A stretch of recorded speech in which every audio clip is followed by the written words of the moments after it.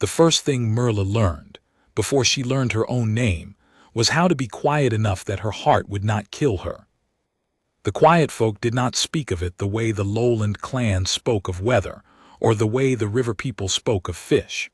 It was not discussed at all. It simply sat inside every child like a stone swallowed at birth, and you grew around it, and you understood without being told that the stone must never be heard to move. In the high valley where she was born, the wind came down from the salt cliffs in a long, unbroken hush, and the houses were built low and round so that no sound would gather in their corners. The lamps burned a pale, mossy oil that did not crackle. The doors had no hinges, they were drawn aside on felted runners. Even the rain fell soft there, filtered through the great gray net the council stretched across the sky at the beginning of every wet season, so that no drop would strike anything hard enough to ring. Merla was 23 turns old when the human fell out of the sky, and in all those 23 turns she had heard her own heart only twice. Once when she was 6, and her father had died in the long room, and the listener priest had laid the cold disk against her chest and frowned, and her mother had carried her out of the room with a hand pressed so tightly over her mouth that she could taste blood for a week after. And once when she was 16, and she had seen a boy across the market square with grass-colored eyes, and she had felt the stone inside her shift, just once, like a sleeper turning, and she had run all the way home and lain on the cold floor of the washing room until the trembling stopped. That was the whole inventory of her wildness, 2 beats. She had been careful, and she had been good, and she had survived. Her sister had not been so lucky. Yin was 4 turns younger. Yin had been born wrong, and everyone in the valley knew it, though no one said it aloud. Yin's heart had come into the world already loud. The midwife had heard it through the swaddling cloth and had gone very still and then very gentle, the way the quiet folk went gentle when something was about to be removed. Their mother had bargained. Their mother had given up the small brass bell that had belonged to her own mother, and the deed to the second field, and finally the use of her left hand, which she had let the council surgeon take in a closed room without anesthesia and without sound, and in exchange they had let Yin live, provisionally, on the condition that the loud one never be heard outside the house. So Yin had grown up in the back room, behind the second door, behind the third door, behind the lichen curtain their mother wove thicker every year. Yin had grown up knowing her own heart was a crime. And Merla had grown up loving her sister the way you love a candle in a dry barn, ferociously, and without ever quite breathing on it. She worked in the days before the human fell at the felting house at the bottom of the lane. 6 mornings a week she rose before the lamp was lit, and walked the half-mile through the soft gray before dawn with her wooden clogs hung around her neck on a cord, so the clogs would not knock against the cobbles. Inside the felting house, she traded the cord and the clogs for the long indoor slippers of unbleached wool, and she sat at her bench, and she pressed and pulled and rolled the fibers between her fingers for 9 hours until the slipper was a slipper, or the runner was a runner, or the dampening sleeve for a council machine was a dampening sleeve, and she went home in the long gray afterdusk with her hands aching and her shoulders aching and her chest always intact. Never once in 11 turns of working at the felting house had she made a sound the foreman could fine her for. Never once had a needle slipped and made her cry out.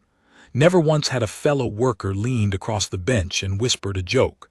They did not whisper jokes. They were quiet folk. They worked and they went home, and they made the soft things that kept the valley soft. There had been a girl at the bench beside hers when Merla was 19, a girl named Ale from the river people, who had moved into the valley with her aunt after some quiet trouble in the lowlands. Ale had been quiet enough at first, but in her 3rd month at the bench she had begun to hum very softly under her breath while she rolled the felt. Not a song exactly. Just a small repeating rise and fall the way water hums against the side of a clay jar. Merla had heard her. The foreman had heard her too. The foreman had said nothing at first. He had waited 2 full weeks, the way the council always waited, gathering up the small evidences. On the 15th day he had walked the long aisle to Ail's bench and laid his hand on her shoulder and said, quietly, kindly, "Daughter, the door." Ail had looked up. Ail had understood. Ail had stood without arguing. She had walked the long aisle to the door and through it, and Merla had never seen her again. Merla had heard, 3 weeks later from a woman in the next valley, that Ail had been sent to the listening hall for a hearing, and that her aunt had not been able to pay, and that Ail had been quieted. Quieted was the word the woman had used. Quieted, the way you quieted a fussing child or a fussing lamp. The way you quieted anything that would not stop being heard. Merla had gone home that night and sat in the washing room until her mother came to find her, and her mother had not asked what was wrong, because asking what was wrong was not a question the quiet folk asked one another. But her mother had put the kettle on the small low flame, and she had laid out 2 cups, and she had poured for them both, and they had drunk the tea in silence and gone to bed in silence and risen in the morning in silence, and that in their household was how comfort was given. Merla had thought that night about Ail's small hum, about how it had not really been a song, about how it had only been the small involuntary noise a person makes when they are concentrating on a piece of careful work, and have, for a moment, forgotten to be afraid. She had thought, I have been afraid my whole life of forgetting to be afraid. And then she had crushed the thought down to nothing, because thoughts could be loud too, if you let them, and she had work in the morning. That was the shape of her life. That was the inventory, a bench, a pair of slippers, a sister behind 3 doors, a mother going slowly gray at the kitchen table, a small careful half-smile reserved for the foreman and the listener priests and the woman in the next stall at market who sold the brine moss. 2 heartbeats in 23 turns, both regretted. And then the sky cracked.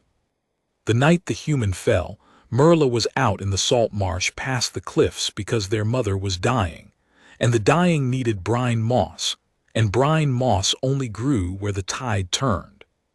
She had her basket. She had her felted boots. She had the small bone knife with the dulled edge, because a sharp edge struck against stone could ring, and ringing was forbidden. The moon was the pale color of an old tooth. The marsh smelled of iodine and of the small bitter flowers that opened only at night. She was bent at the waist, cutting moss, when the sky cracked open above her. It did not crack the way thunder cracks. It cracked the way a frozen lake cracks under a heavy foot, a long, splitting, grinding scream that started in her teeth and traveled all the way down into the soles of her boots. She straightened so fast she nearly fell. A line of fire was drawn across the sky from the eastern horizon to a point almost directly overhead, and at the end of the line was a thing she had no name for, a thing tumbling, a thing shedding pieces of itself, a thing that hit the far edge of the marsh with a sound that should have killed the entire valley.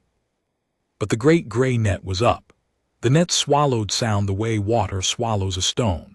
The net was the quiet folks' oldest and most expensive miracle, and on that night it earned itself 1,000 more years of taxes, because the thing that hit the marsh struck the earth with a force that should have flattened every house from the salt cliffs to the city wall, and the houses did not even rattle. The net drank it. The net held. Merla stood with the bone knife in one hand and the basket of moss in the other, and watched the smoke rise. She should have run home. She should have told her mother. She should have told the listener priests, who would have come with their cold discs and their soft sandals and their long, quiet machines, and they would have made the smoke go away the way they made all unquiet things go away. She did not run home.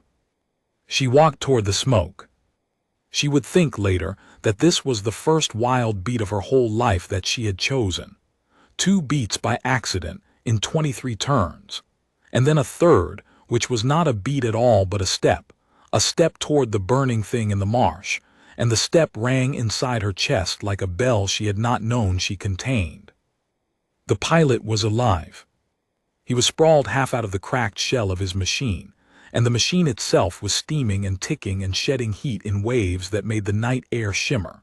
He was tall, taller than any of the quiet folk, taller than the listener priests in their stilted ceremonial sandals, and he was wearing a suit the color of wet ash, scorched along one whole side. One of his arms was bent in a way arms were not meant to bend.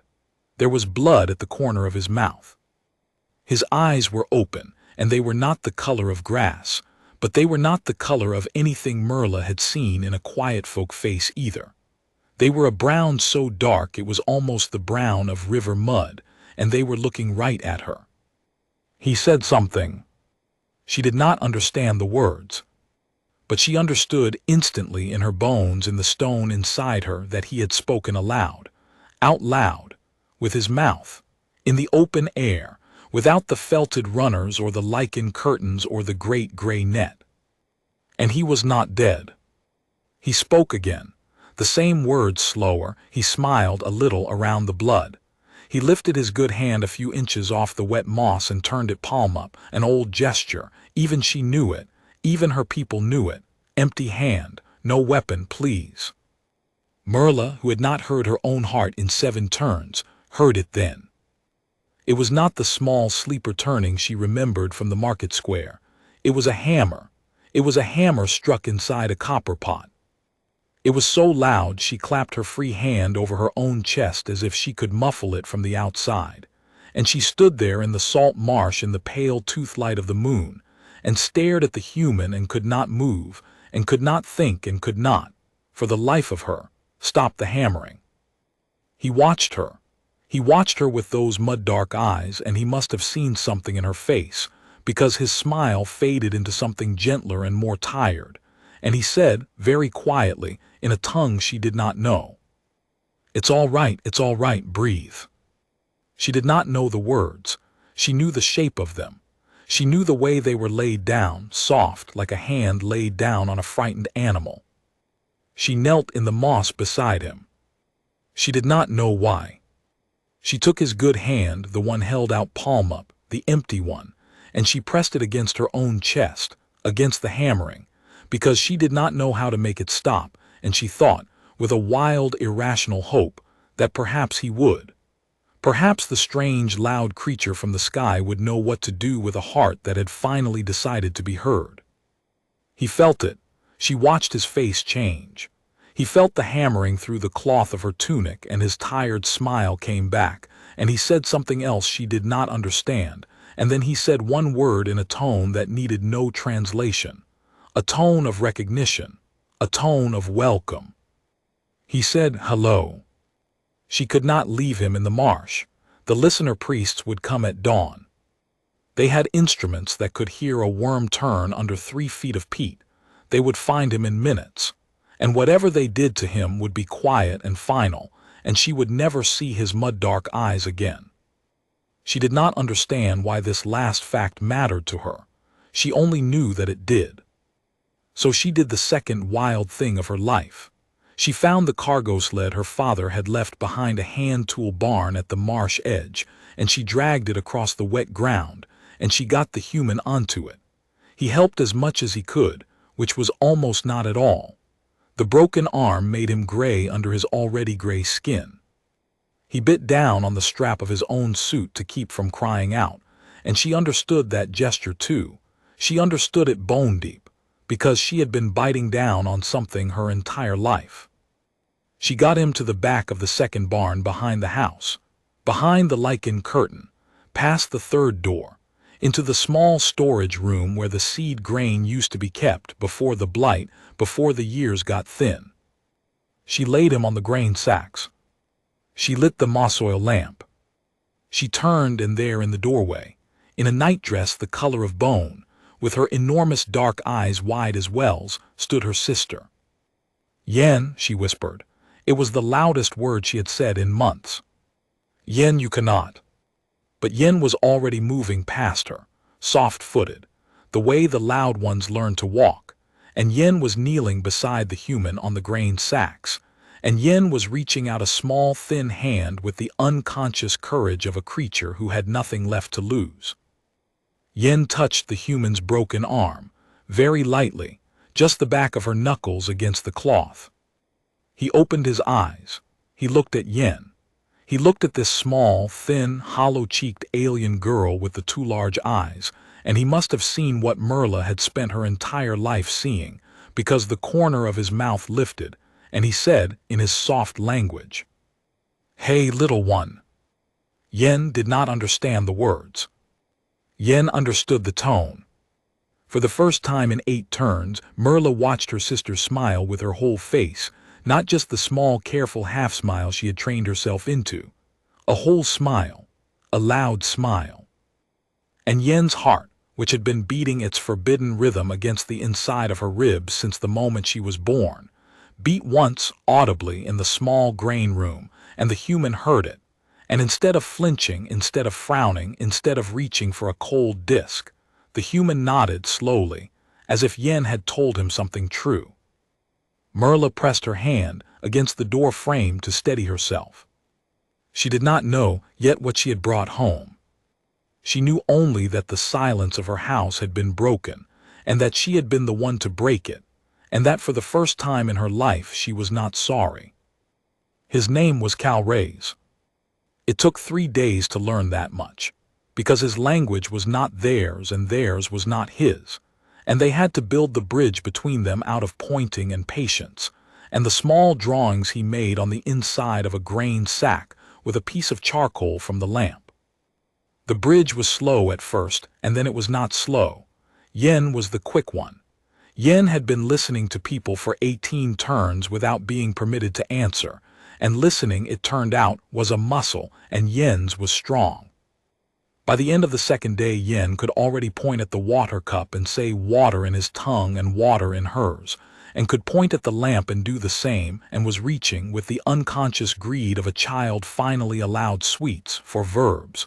To drink, to sit, to listen, to hear, to sing. He gave her the word for sing on the 2nd night. He did not give it to her abstractly. He sat up against the grain sacks and he laid his good hand flat against his chest, and he sang her 4 bars of something in his own tongue, very softly, just enough to demonstrate. And then he said the word. And then he laid his hand against her thin chest very lightly, and said the word again with a small lift at the end that meant a question. And Yen had stared at him for a long moment with the enormous eyes going wider and wider, and then she had nodded very slowly. And he had said the word a 3rd time, and Yen had whispered it back in his tongue, and then, after another long moment of gathering, had whispered it once more in her own. That had been the first time Merla heard the word for sing spoken in their language in her mother's house. Their mother, lying upstairs with the brine moss tea cooling on her bedside table, did not stir. Merla, sitting cross-legged on the grain room floor, did. She felt the hammer in her chest take one slow, heavy step, the way a great animal takes a step, and she pressed her hand against the front of her tunic and said nothing, but Cal, who was learning her face the way Yen was learning his words, looked across the lamp at her and gave her a small grave nod. He had noticed. He did not comment. He did not press. He gave her the dignity of a privacy she had not known she could be given. She loved him a little in that moment. She did not know it yet. She would only understand it later on the threshold stone when his good hand turned palm up between them. He drew his ship falling. He drew a star with a line through it. He drew a smaller star and a smaller and the smallest, and put an arrow at the smallest, and tapped the floor of the grain room, and Merla understood. He had come from very far, from the place where the stars are not pinned to the great gray net, from beyond. He drew himself, 2 legs, 2 arms, both whole in the drawing though one was splinted in life, a round head with the mud-dark eyes, and then with great care he drew a small thing inside the chest of the drawing. He tapped it. Heart, he said. She did not know the word. She copied the shape of it with her mouth. Heart. He nodded. He laid his good hand flat against his own chest, and he held very still, and he closed his eyes, and Merla, sitting cross-legged on the grain room floor with her sister Yen pressed shoulder to shoulder beside her, listened. Cal Ray's heart was loud. It was not loud the way Yen's heart was loud, which was the loudness of an instrument played in a closed room. It was loud the way weather is loud. It was loud the way a river that does not know it is a river is loud, simply going about the business of being itself, without apology, without permission, without fear. Yen began, very quietly, to cry. Cal opened his eyes. He looked at the small, crying alien girl beside him, and his face did something complicated, and he reached out his good hand and laid it on the top of her head, the way Merla had seen mothers do in the lowland markets where the rules were softer, and he said, "Hey, hey, it's okay. It's okay to hear it." Yen did not understand the words. Merla did not understand the words. But Yen pressed her wet face against the human's shoulder, and the loud one in the back of their house cried for the first time in her life with sound, with real sound, small, thin, shuddering sobs that Merla had never been allowed to hear. And Cal Reyes wrapped his good arm around the little alien who weighed nothing and held her while she shook. Merla turned her face away. She could not watch it. She could not watch her sister be touched like that, like a creature whose loudness was not a sentence. She had loved Yen for 18 turns with a love that had to be small and constant and silent, like the moss oil flame. And now, in 3 days, a stranger from the stars had loved her the way Merla had not known you were allowed to love anything. She put her hand against her own chest. The hammer was still there. It had not stopped since the marsh. It had only gotten quieter and steadier and stranger, like something she was beginning to live alongside instead of fight. She understood with a slow dawning horror, becoming loud. She would have to decide what to do about it before someone else did. The listener priests came on the 5th day. They came the way they always came, on the felted runners of their long, quiet machines, 3 of them in pale robes the color of unbleached linen, with the cold listening discs hanging from their belts on cords of woven hair. They came because someone in the next valley had reported a light in the sky and the council was making the rounds. Routine. A formality. They were sorry to disturb. Merla met them at the front door with her hands folded and her face arranged the way she had practiced her entire life. She offered tea. She did not offer to let them in. Their mother was upstairs, dying very slowly, very correctly, very quietly, without a single sound that might inconvenience the neighbors. Merla had given her the brine moss tea an hour ago. Their mother had taken her hand, the remaining one, the one the surgeons had not bargained for, and squeezed it once, and that had been the closest thing to a goodbye their family permitted itself. Yen was in the grain room with Cal. Yen had taught Cal the word for water in her own tongue. Cal had taught Yen the word for water in his. They had drunk from the same clay cup that morning, passing it back and forth, naming it again, both languages stacked on top of each other like coins in a child's palm. Merla had stood in the doorway and watched and felt the hammer in her chest and known, with the certainty of someone watching a flood rise, that this house was no longer the silent house their mother had built. She poured tea for the listener priests at the threshold, in the cold air, in the polite cold, and one of them, the oldest, with the white hair shaved close to his pale scalp, tilted his head. "Daughter," he said softly, "your house is unwell." She knew what he meant. Her mother, the brine moss, the dying. He was offering condolence in the formal mode, the mode that allowed the council to take quiet inventory of who would inherit and who would owe what tax. "My mother is dying," she said. Her voice was perfectly level. She had practiced. "We are grateful for your concern." He nodded. He sipped his tea. His eyes did not leave her face. "And the other one," he said. She did not answer. "The other one," he said again very gently, "has been louder these last days. We can hear her from the road." Merla felt her own heart try to leap and she crushed it. She had not forgotten how.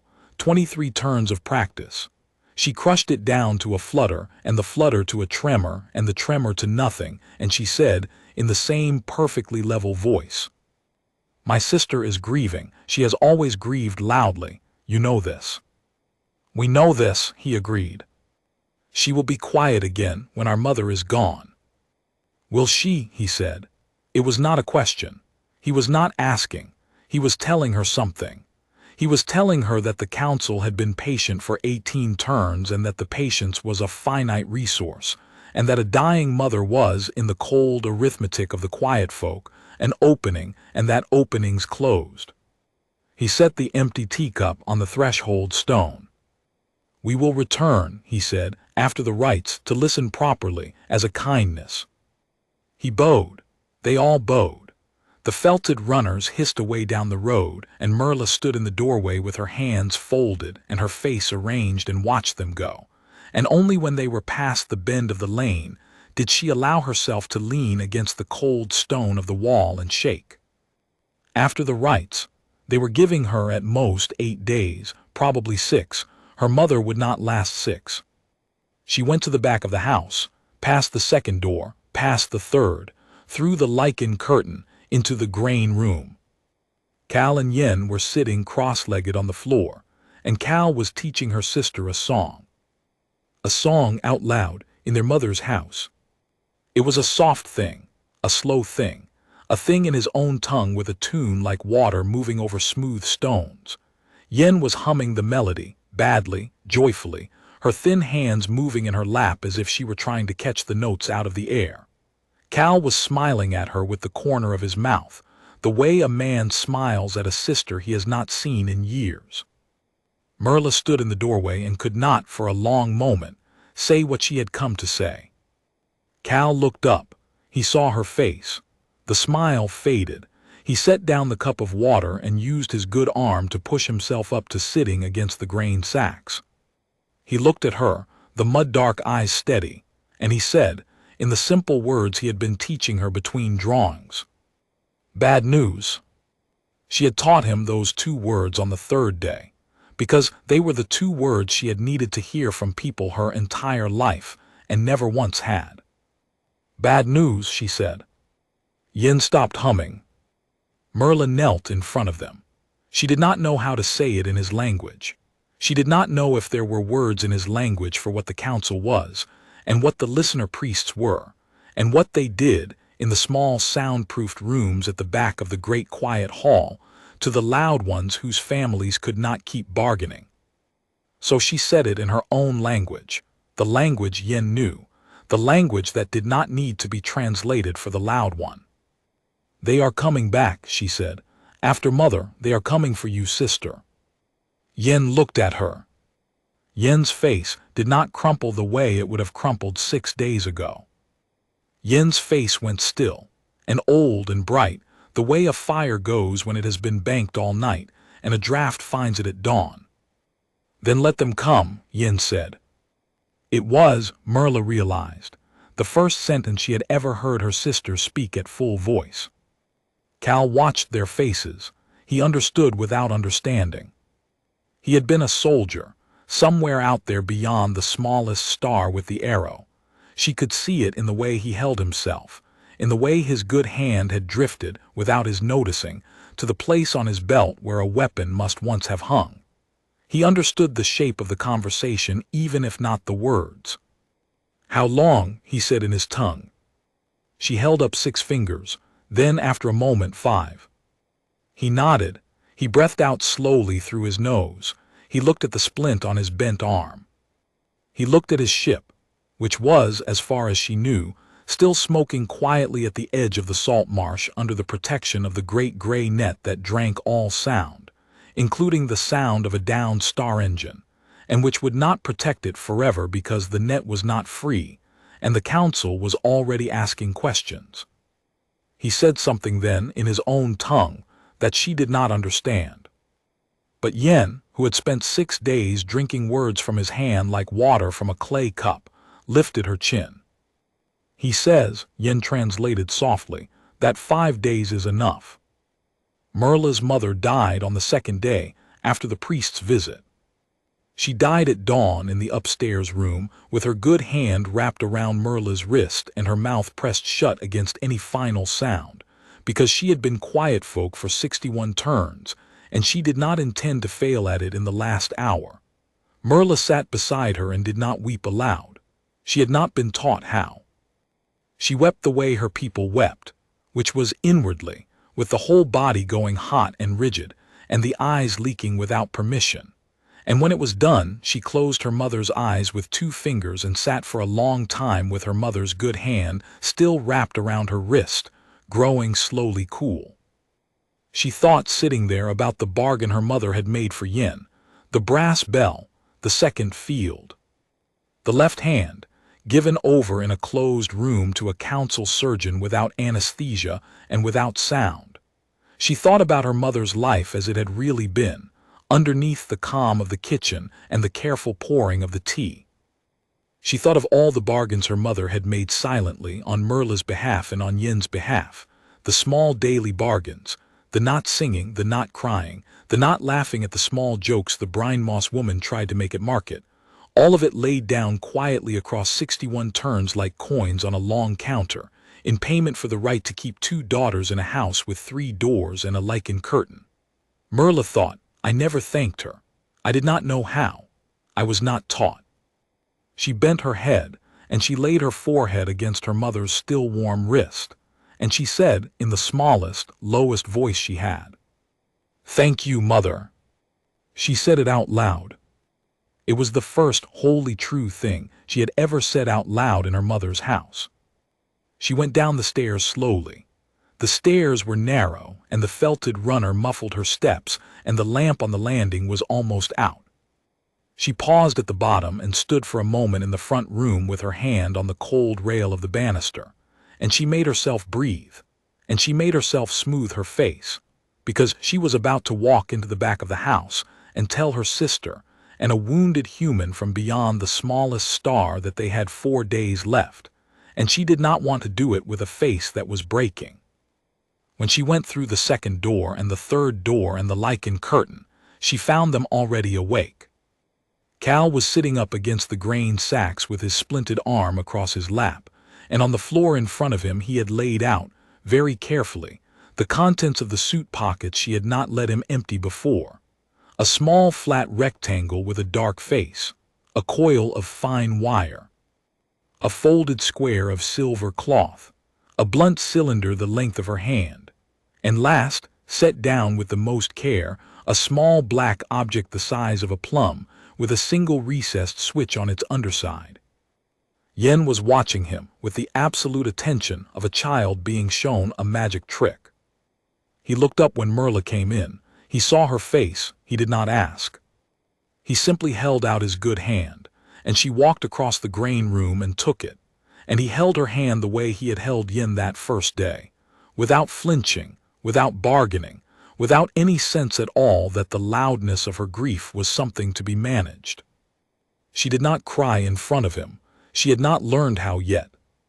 But she sat down on the grain sacks beside him, and she let him hold her hand, and after a while she let her head rest against his shoulder, and the hammer in her chest beat very loud and very steady against the inside of her ribs, and he heard it, and he did not flinch, and he said softly in his own tongue, "There you are." Yen translated very quietly. He says, "There you are." Merla closed her eyes. She thought, yes. Here I am. The plan was Cal's, but he could not have made it without the sisters. He could not walk far on the broken arm and the bruised ribs. He could not read the alien script on the back of the council pass tokens. He could not move without sound through a valley that listened for sound the way wolves listen for the breath of rabbits. He needed them and they needed him, and out of that need came a thing that Merla, who had been raised to believe that need was a form of weakness, did not at first know how to name. It was a partnership. It was a fellowship of 3. For 4 days they worked in the grain room and the back garden and once, very carefully, at the marsh edge where his ship still lay under the great gray net. He needed 3 things from the ship: a power cell the size of his thumb, a length of black flexible tubing, and the small flat rectangle with the dark face, which he called a transmitter. He had the transmitter already. He needed the other 2. Yen went for the power cell. Merla almost refused. Merla almost lay down across the door to stop her.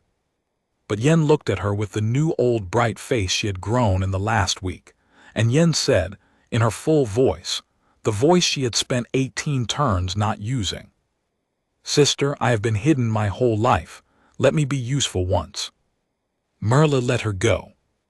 Yen crossed the salt marsh at dusk in her bone-colored nightdress with the felted slippers strapped to her feet and a small empty satchel across her shoulders, and she was gone for 3 hours, and Merla sat in the back garden with her hands twisted in her lap and counted her own breaths and learned, for the first time in her life, what it was to actively choose not to crush her own heart down to silence. She let it run. She let it pound. She thought, if I am going to lose her, let me at least hear myself losing her. But she did not lose her. Yen would not tell her that night what she had seen at the marsh.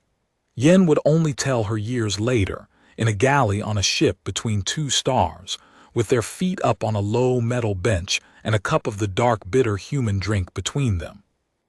Yen would tell her that she had crossed the salt marsh in the bone-colored nightdress in absolute silence, the way the loud ones had been taught from birth to move, but that halfway across she had stopped at a place where the moon caught the water flat and clean, and she had seen her own face in the standing water for the first time in years. The back room of their mother's house had no mirrors. Mirrors were a hardness. The lichen curtain ate reflections, and she had not recognized the face. The face in the water had been older than she expected. The face in the water had had a mouth that was not pressed shut, and Yen had stood there for what felt like a long time in the cold salt wind, looking at the face of a person she had not known she was, and she had thought, with a clarity she had never been allowed to think before, I have a face. I have a face that is mine.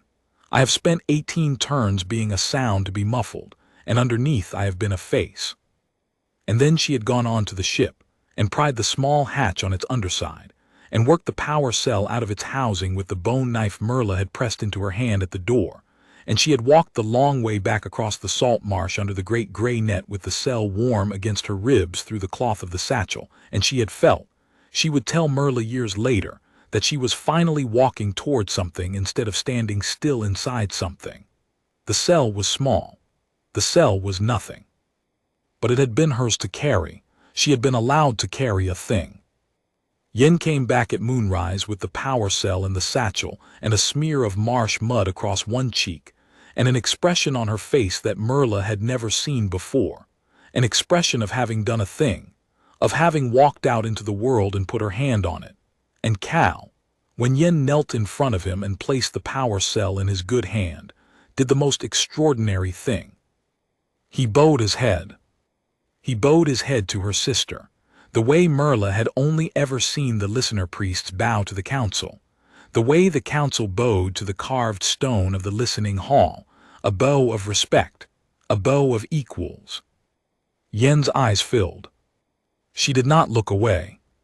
"You're a soldier now, little one," Cal said in his tongue, and Yen, who had drunk so many of his words by then, did not need a translation.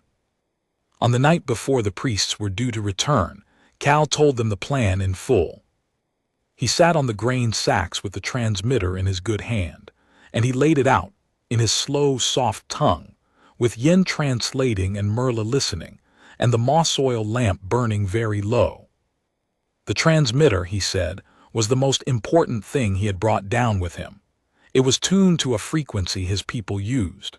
If he could broadcast a signal, a real signal, not the wounded little flicker his suit had been sending since the crash, but a real one with a real power source behind it, his people would find him. They were, he said with the small private smile that Merla had begun to love more than she had words for, very stubborn about finding their own. But the great gray net. The great gray net drank sound. The great gray net also drank signal. The transmitter, even with the power cell, could not punch through the net. The net was the most expensive miracle of the quiet folk, and it was woven, he had figured out by listening to it for 9 days, of a thing that ate frequencies the way a sponge eats water. Unless someone, somewhere under the net, made a sound loud enough to make the net work hard. Loud enough that the net, for a few seconds, would be saturated, busy, full, the way a sponge is full and cannot drink another drop. In those few seconds, he estimated 9, perhaps 11, A focused signal from directly underneath. The net could slip through the saturated weave the way a needle slips through a wet cloth. He would handle the transmitter. He needed someone to make the sound. He needed, in fact, the loudest sound the valley had ever made. Merla looked at Yen. Yen looked at Merla. They did not speak. They did not need to.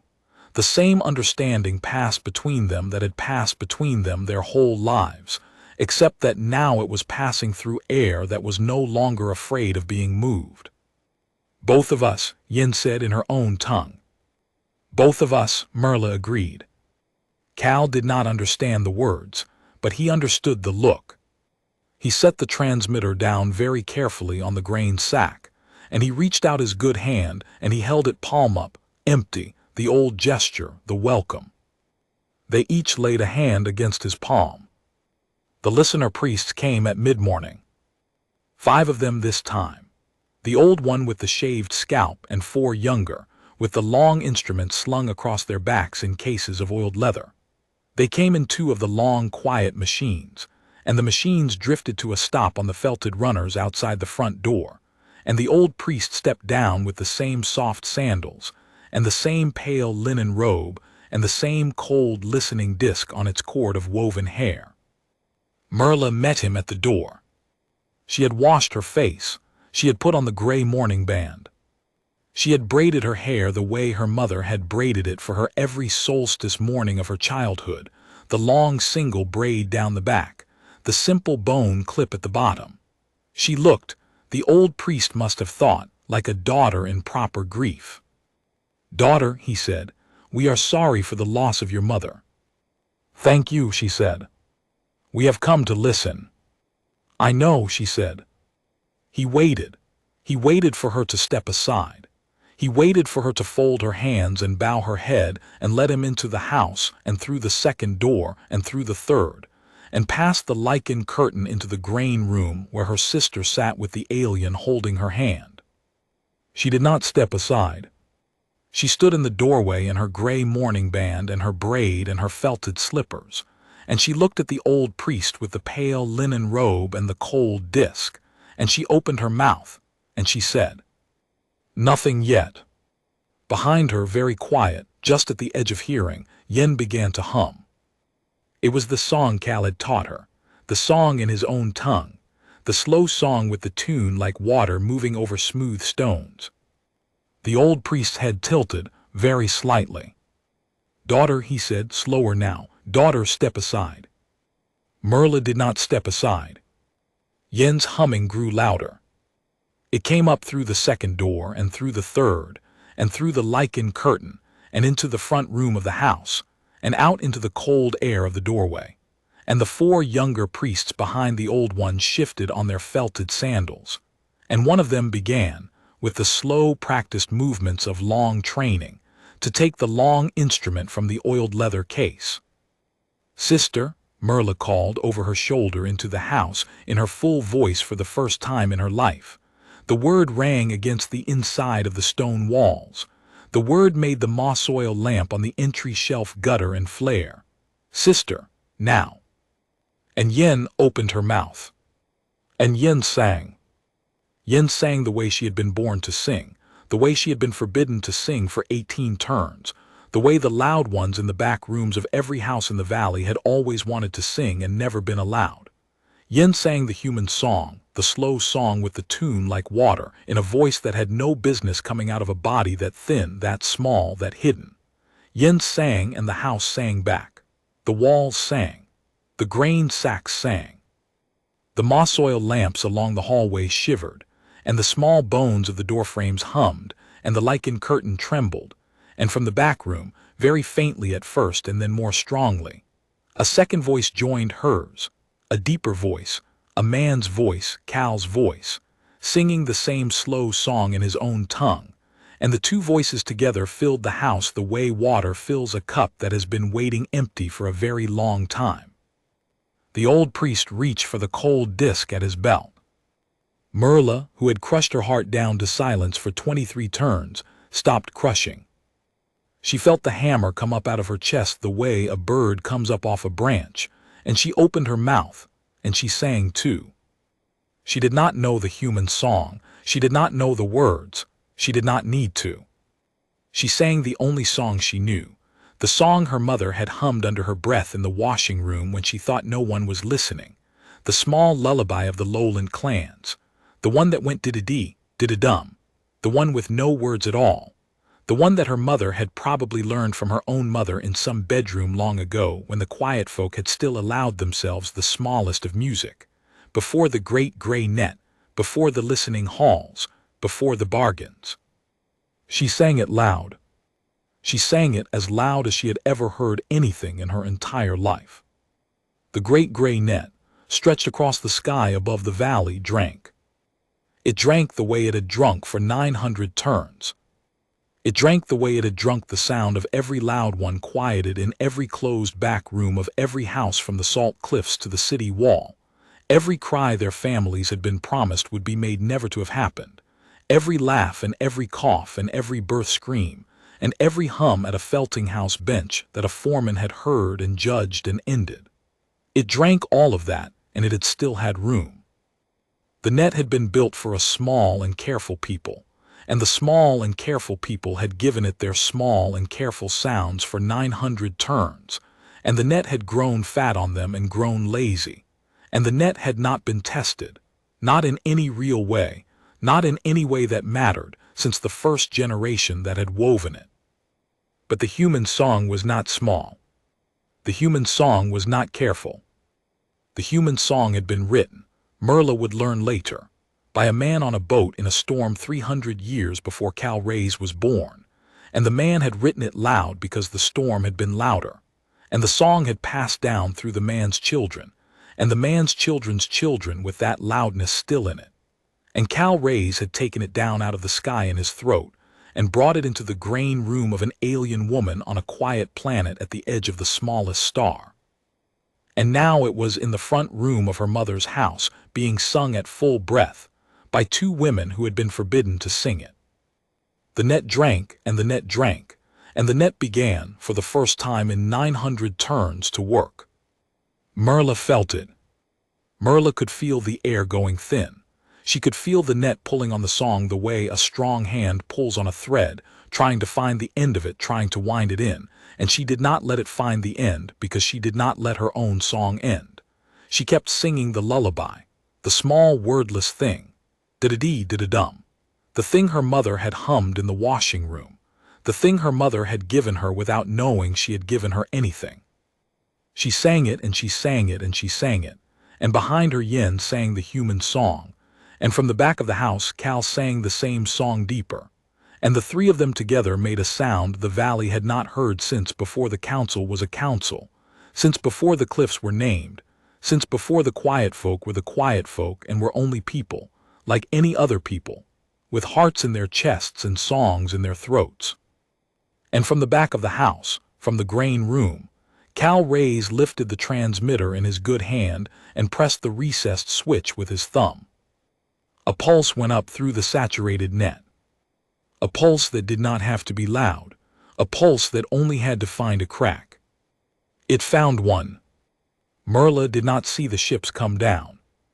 She was on her knees on the threshold stone by then, because the old priest had finally moved past his shock and was reaching for her with the cold disc, and one of the younger priests had finally raised the long instrument, and she had thought, with a clarity she would remember for the rest of her life, well, then, at least I heard myself once, at least I was heard.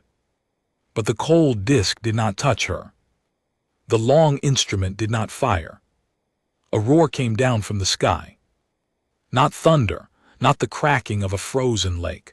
A roar, a clean, low, mechanical roar, the roar of engines that had nothing to apologize for, the roar of arriving. Three shapes broke through the great gray net the way fingers break through wet paper. The net did not drink them. The net could not. They were not sound. They were mass and metal and intent, and they came down on the lane in front of the house in 3 pillars of white light and white wind, and the listener priests scattered like a flock of frightened birds, and one of them, the old one with the shaved scalp, turned in a slow, uncomprehending circle in the middle of the lane with the cold, listening disc dangling forgotten from his hand. Figures came out of the white light. Tall figures in suits the same color as Cal's, with the same kind of helmets. 3 of them. 4. 6. They moved fast, and they moved without sound on the felted ground, and they moved toward the house, and the lead one took off her helmet as she came up the path, and Merla saw a face like Cal's but smaller and harder and very tired and very, very glad. She crossed the threshold and went past Merla without stopping. Merla heard her footsteps go through the front room and the back hall and the lichen curtain and into the grain room. She heard, a moment later, 2 voices in the human tongue. One was Cal's. The other was the woman's. They were not the soft voices Cal had used with the sisters. They were the loud, ragged, half-laughing voices of people who had thought they had lost something and found it again. Merla sat on the threshold stone, with her hands in her lap. Yin came out of the back of the house slowly, like someone walking out of a dream. She crossed the front room and stepped over the threshold and sat down on the stone beside her sister, and she leaned her head against Merla's shoulder. And they sat there together in the cold morning air, with the 3 white pillars of light still humming on the lane, and the listener priests gathered in a small frightened knot at the corner of the next field. And Yin said, very softly, "Merla, they came for him." "Yes," Merla said. "They came for him because he made a sound." "Yes," Merla said. Yin was quiet for a moment. "Will they take him?" she said. Merla looked at her sister. Her sister, the loud one, the hidden one, the one who had crossed a salt marsh in a bone-colored nightdress to steal a power cell from a fallen star. Her sister, who had sung in the front room of their mother's house at full voice and brought the sky down. "I don't know," Merla said. But she did know. She knew already. She had seen the way Cal's good hand had reached in the grain room over the last days, not just for Yin's hand but for hers. She had felt the way his loud heart had laid itself down beside her loud heart, on the grain sacks in the moss oil lamplight, like 2 animals deciding to share a den. She knew what was going to happen, and she knew what she was going to choose, and she sat on the threshold stone with her sister's head on her shoulder and waited for him to come and ask her. He came. He came out of the front door slowly, because the arm was still splinted, and the woman from the ship was at his elbow, and behind her 2 of the others in the ash-colored suits, and Cal stopped on the threshold and looked down at the 2 alien sisters sitting on the cold stone, and he said something to the woman beside him, and the woman, whose face was hard and tired and very glad, looked at Merla and Yin for a long moment, and then nodded once and stepped back into the front room to give them space. Cal lowered himself carefully to sit on the stone in front of them. "Merla," he said. She lifted her face. "Merla," he said again slowly in her own tongue, with the words she had taught him over 12 days. "Will you come?" It was not really a question. It was the shape of a question, but his face under it was the face of a man who was already prepared to be told no and to live with it, because he had spent 12 days in a grain room with 2 alien girls, and he had learned, among other things, that the loud heart he had been raised with was a thing that could be loved and not a thing that could be demanded. She looked at her sister. Yin's small, thin face was already wet. "Both of us," Yin whispered. "Sister, if you go, both of us." Merla looked at Cal. "Both of us," she said in his tongue. They were the 3rd and 4th words she had ever learned. His face did the complicated thing again, the thing she had seen on day 3 when Yin had first cried out loud against his shoulder. He nodded. He did not hesitate. "Both of you," he said. He held out his good hand, palm up, empty, the old gesture, the welcome. Merla took it. Yin laid her small, thin hand on top of theirs. Behind them, the great gray net of the quiet folk hung torn in 3 clean places above the valley, and through the tears the morning sky showed through. The real sky, the unfiltered sky, the sky with the wind in it and the small early birds and the sound of a world that had never been asked, even once, to be quiet. Merla stood up. She helped her sister stand up.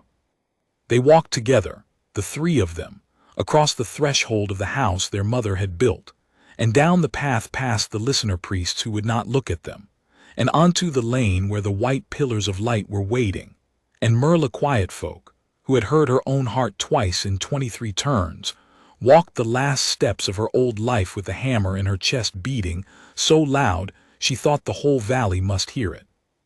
She hoped it did.